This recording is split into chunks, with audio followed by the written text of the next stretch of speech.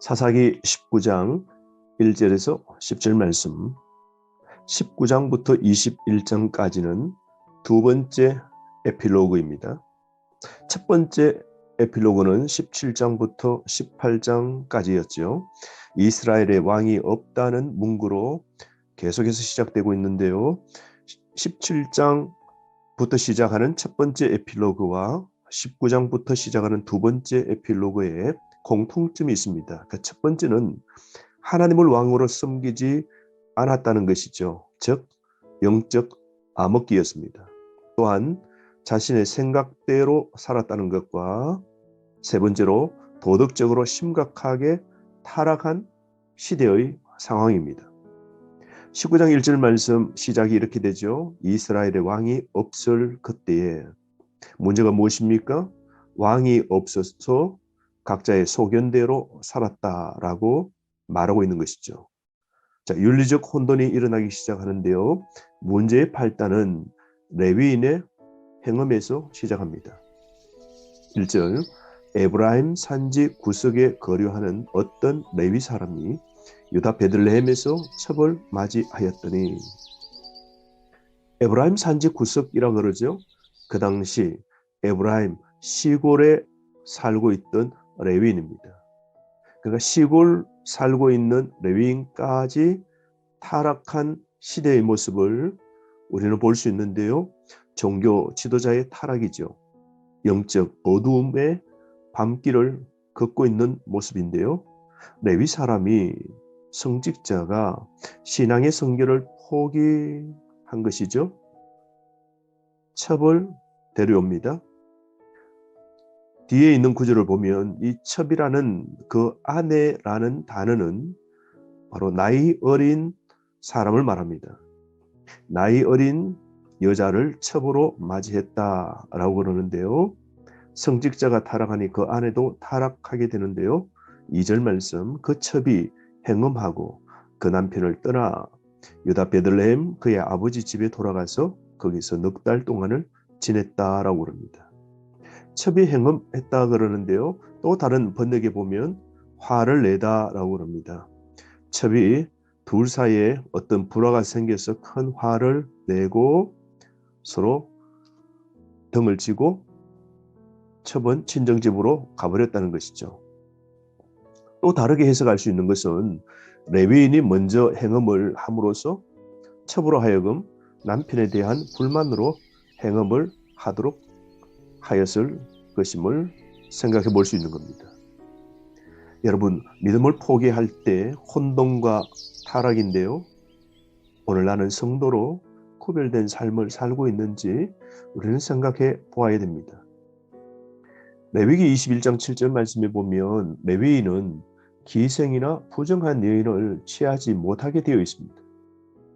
그런데 왕이 없는 이 시대, 진정 영적인 왕인 하나님을 모시지 않는 이스라엘 백성들의 깊은 타락의 모습을 보게 됩니다.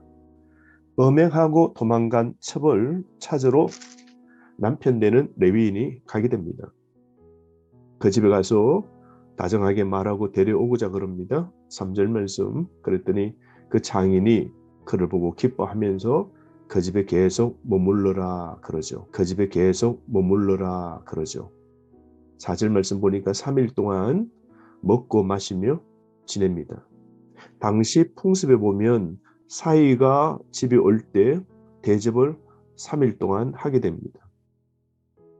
어쩌면 딸과 사이의 관계를 완전하게 회복시켜 주려고 노력했던 장인의 모습을 볼 수 있는데요. 3일이 지나도 넷째 날, 다섯째 날까지 계속해서 대접을 하려고 그렇게 노력합니다.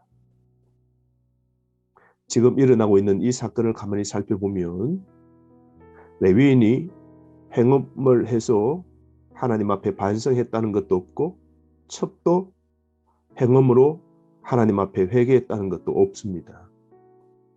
실은 이스라엘에서 행음한 자는 사형에 해당하는 것이죠. 뿐만 아니라 레위인은 첩을 나무라지도 않습니다. 그냥 집에 데리고 오고요. 또 장인은 딸이 집으로 돌아왔을 때 자초지종을 묻고 그리고 처리를 해야 됨에도 불구하고 그런 것이 전혀 나와 있지 않습니다. 그러므로 회개도 훈계도 없죠. 책망도 없는 겁니다. 그야말로 각자 소견대로 편한 대로 사는 것이죠. 말씀 중심의 삶이 아닌 겁니다. 특별히 본문에서 많이 나오는 단어가 있다면 장인과 함께 그 집에 머물며 먹고 마시고 유숙하다라는 게 반복됩니다. 6절에도 함께 먹고 마시며 유숙했다라고 그러죠. 그런데 여러분, 정말 레위인이 먹고 마시고 취하여 보내는 것이 반복해서 이어짐을 보면서 깨닫는 것은 세상이 주는 환대에 취하면 안 된다라고 생각됩니다. 오늘 세상이 주는 환대가 있지 않습니까? 한국교회가 오늘 세상의 환대에 취하여 있지는 않은지요. 또한 성도로서 나는 세상에 오늘 먹고 마시며 지내는 것에 빠져 있지는 않은지 살펴볼 필요가 없을까요? 장인은 딸의 허물을 물질적으로 보상하려는 그 태도를 계속해서 볼 수 있습니다. 장인의 아낌없는 환대죠. 3일의 통상적인 접대가 끝났음에도 넷째, 다섯째 날도 더 계속해서 접대하는 것이죠. 그러므로 레위인은 더 붙잡혀 체류하게 됩니다. 뿌리치지를 못합니다. 단호함이 없습니다. 모든 게 타협입니다. 8절부터 보면 다섯째 날에는 떠나게 되는데요. 장인이 계속 붙잡아서 지체하게 되므로 다섯째 날까지 오게 된 겁니다. 안일에 빠지는 순간 세상은 우리의 발목을 잡습니다. 그러므로 지금이라도 내 발목을 잡고 있는 게 있다면 정신을 차리고 일어나 주님께로 나아가야 됩니다. 우유부단하며 어리석은 선택을 하지 말아야 됩니다. 세상에 머뭇할수록 세상에 빠지고 세상에 먹고 마시고 잠자는 동안 우리는 잃게 될 겁니다. 우리의 영성은 무너집니다. 그러므로 여러분 깨어 사는 것이 필요한 것이죠. 어쩌면 이 장인의 지나친 강권이 큰 불행이 되는 겁니다.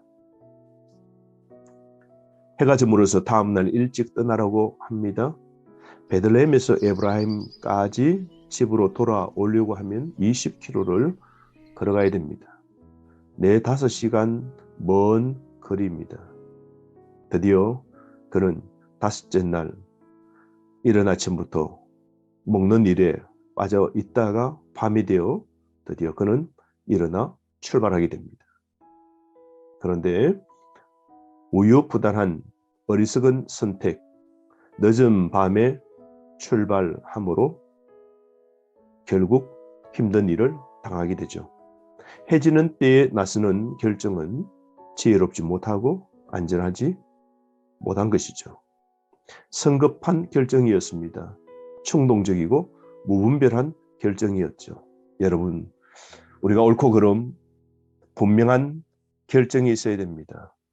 분별력을 갖고 선택하고 결정하는 지혜가 우리에게 필요한 것 같습니다. 하루 오늘 주신 말씀 붙잡고 바르게 사는 지혜가 있기를 원합니다.